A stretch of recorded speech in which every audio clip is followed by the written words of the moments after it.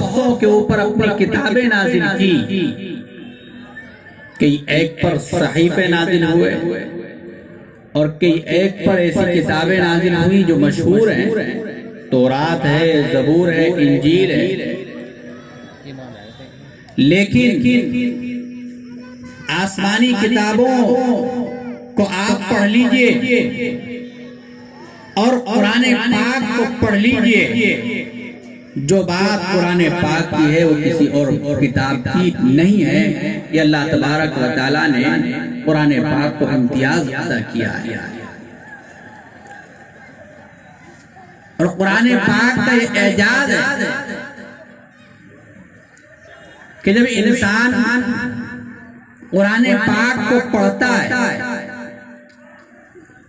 اگر وہ قرآن پاک کو سمجھ کر پڑھتا ہے تو اس میں جو مزہ آتا ہے وہ کسی اور کتاب میں نہیں آتا ہے، اور اگر قرآن پاک کے الفاظ پڑھتا ہے، قرآن پاک کے الفاظ میں جو ردم ہے، جو انداز ہے، اور قرآن پاک کے الفاظ کا جو طرز ہے وہ ایسا عظیم الشان طرز ہے کہ آپ اس کو پڑھیں تو پڑھتے چلے جائیں، آپ کا دل جی نہیں بھرتا ہے۔ یہ قرآن پاک کا معجزہ نہیں تو کیا ہے؟ اللہ تبارک و تعالیٰ نے خود قرآن پاک میں ایسی آیتیں نازل کی کہ آپ ایک آیت کو پڑھیں، اس کی تفسیر، تشریح، توضیح بیان کرتے چلے جائیں، ایک ایک آیت اس سمندر کی مانند ہے کہ انسان اس سے اپنے لیے ہدایات، تعلیمات نکالتا رہے اور سبق حاصل کرتا رہے، زندگی کی بلندیوں کو چھوتا رہے۔ لیکن اس سمندر کی جو خوبیاں،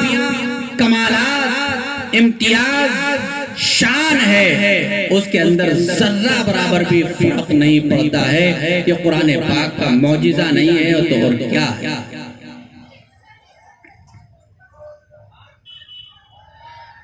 دنیا میں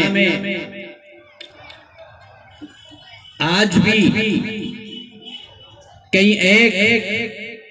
مذہبی کتابوں کے اوپر عمل کرنے والے رہتے ہیں، ہندوستان میں بھی ہیں، ہندوستان سے باہر دوسرے ملکوں میں بھی ہیں۔ آپ صرف ایک مذہب کو لے لیجئے، عیسائیت کو، اور عیسائیت کی جو مذہبی کتاب ہے وہ بائبل ہے، انجیل ہے، عیسیٰ علیہ السلام پر نازل ہوئی۔ آپ ہندوستان کی بائبل لیں تو آپ کو اس کے اندر تعلیمات کے اعتبار سے کچھ اور نظر آئے گا۔ آپ انگلینڈ کی بائبل لیں تو آپ کو تعلیمات کے اعتبار سے کچھ اور نظر آئے گا۔ آپ سوڈان کی بائبل لیں تو آپ کو تعلیمات کے اعتبار سے کچھ اور نظر آئے گا۔ آپ ایران کی بائبل لیں تو آپ کو تعلیمات کے اعتبار سے کچھ اور نظر آئے گا۔ آپ کسی اور دوسرے ملک کی بائبل لیں تو آپ کو تعلیمات کے رد و بدل کر کچھ اور نظر آئے گا۔ لیکن قرآن پاک پر آپ قربان جائیے کہ آپ ہندوستان ہی نہیں بلکہ دنیا کے کسی جزیرے میں چلے جائیں کہ جہاں پر چند لوگ رہتے ہوں، وہاں کا قرآن آپ لے آئیے، ہندوستان کا قرآن آپ لے لیجئے، یا آپ سوڈان کا قرآن لے لیجئے، یا ایران کا قرآن لے لیجئے، یا افغانستان کا قرآن لے لیجئے، ایک ایک حرف پڑھتے جائیے، الف لام میم سے شروع ہوگا، من الجنۃ والناس پر مکمل ہوگا، وہی الفاظ، وہی حروف، وہی زبان، وہی انداز، وہی طرز، وہی دستور اور وہی تعلیمات اور ہدایات اس کے اندر نظر آئیں گے. ذرہ برابر کمی بیشی، زیادتی اور تبدیلی آپ کو نظر نہیں آ سکتی ہے. یہ قرآن پاک کا اعجاز نہیں ہے تو اور کیا ہے؟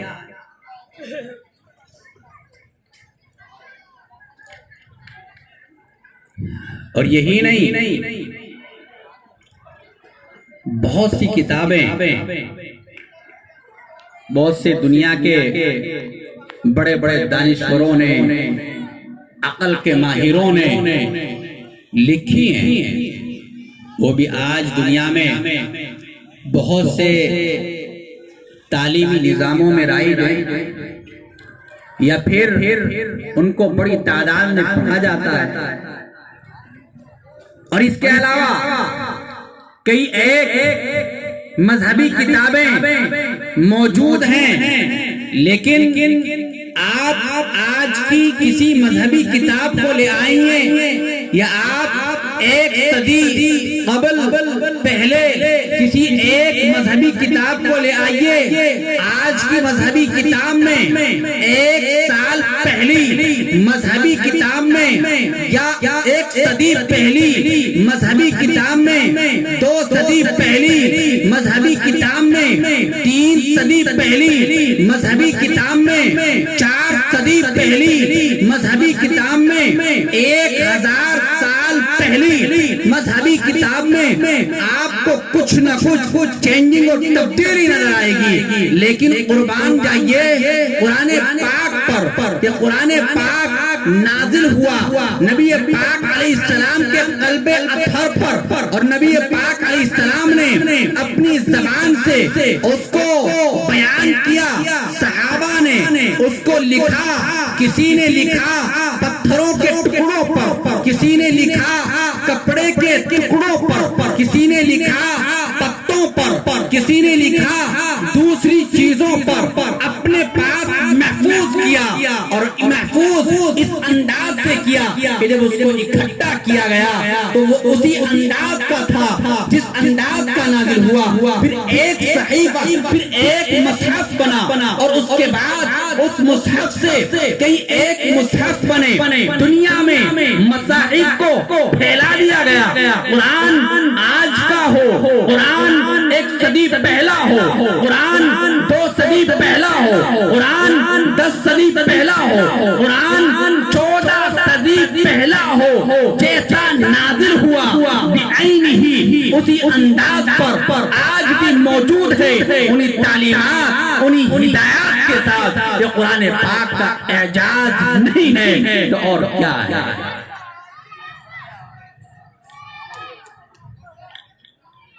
دنیا میں بہت سے لوگوں نے کوشش کی کہ قرآن پاک کی تعلیم کو بدل دیا جائے،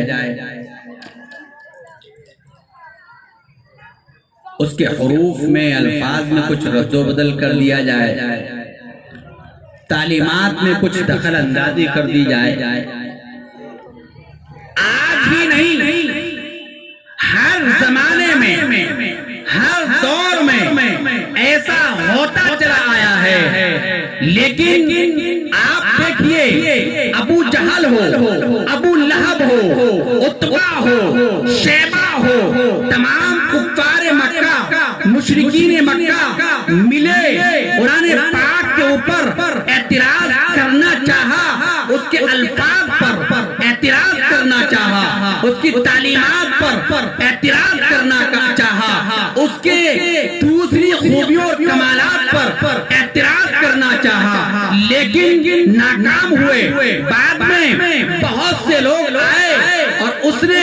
اپنی عقلوں کے اعتبار سے قرآن پاک کے الفاظ کو، معانی کو بدلنا چاہا. اور یہی نہیں بلکہ آج بھی آپ اگر دنیا کے ممالک کا جائزہ لیں تو دنیا کے کئی ایک ممالک اور کنٹریز ایسے ہیں کہ جہاں پر بڑے بڑے اکیڈمیز قائم کیے گئے کہ قرآن پاک کے الفاظ آیات کو سامنے رکھا اور ان کے اندر رد و بدل کرنا چاہا اور اسی کے ساتھ ساتھ اس کی تعلیمات پر اعتراض کرنا چاہا، لیکن قربان جائیے قرآن پاک کے اعجاز پر کہ سارے کے سارے دفن ہو گئے، لاکھوں کروڑوں اربوں روپے خراب ہو گئے، لیکن ایک لفظ، ایک حرف، ایک آیت، ایک پیغام، ایک تعلیم، ایک ہدایت قرآن پاک کی نہیں بدل سکے، اس لیے کہ لا تبدیل لکلمات اللہ، تو یہ قرآن پاک کا اعجاز نہیں ہے تو اور کیا؟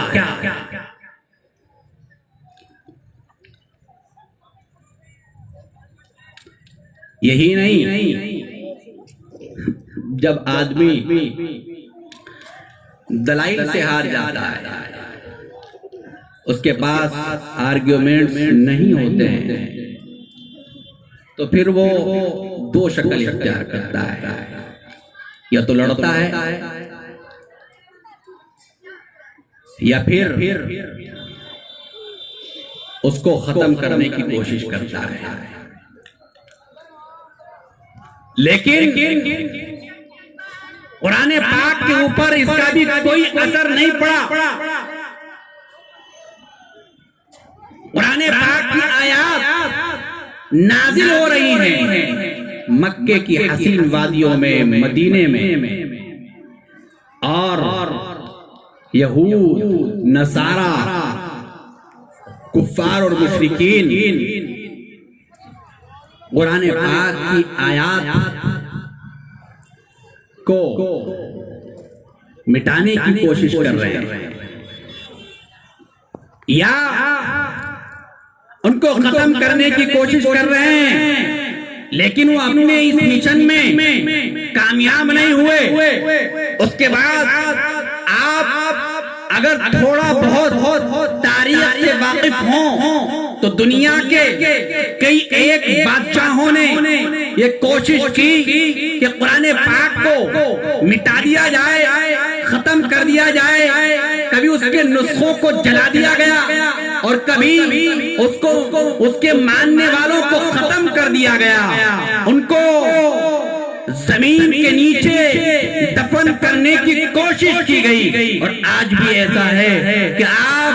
دنیا کے کئی ایک ممالک کی یہ داستان سنتے ہوں گے کہ آج فلاں کنٹری میں، فلاں ملک میں قرآن پاک کے نسخے کو جلا دیا گیا، آج فلاں کنٹری میں، فلاں ملک میں قرآن پاک جن کے سینے میں ہیں ان کو ختم کرنے کی کوشش جاری ہے۔ اور ایسا ایک بار نہیں، جب ہندوستان میں انگریز آیا، انگریز کو معلوم ہوا کہ ہندوستان میں سب سے زیادہ بیدار قوم مسلمان ہے اور اس کے لیے سب سے زیادہ محتم بشان چیز قرآن پاک ہے، اگر ہم ہندوستان میں اپنی حکومت کو باقی رکھنا چاہیں تو ہمیں سب سے پہلے ان لوگوں کو اس روئے زمین سے ختم کرنا پڑے گا جن کے سینوں میں قرآن پاک ہے۔ تو انہوں نے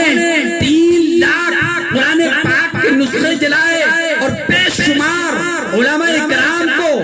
زمین، بے شمار علماء کرام کو قتل کیا، لیکن آپ قربان جائیے کہ قرآن پاک کا یہ اعجاز ہے کہ اللہ تبارک و تعالیٰ کے فضل سے ہندوستان ہی نہیں بلکہ بر صغیر اور بر صغیر سے نکل کر آپ دنیا کے تقریباً 35-40 ملکوں میں چلے جائیں، آپ کو ہندوستان کا فیض نظر آئے گا، ہندوستان کے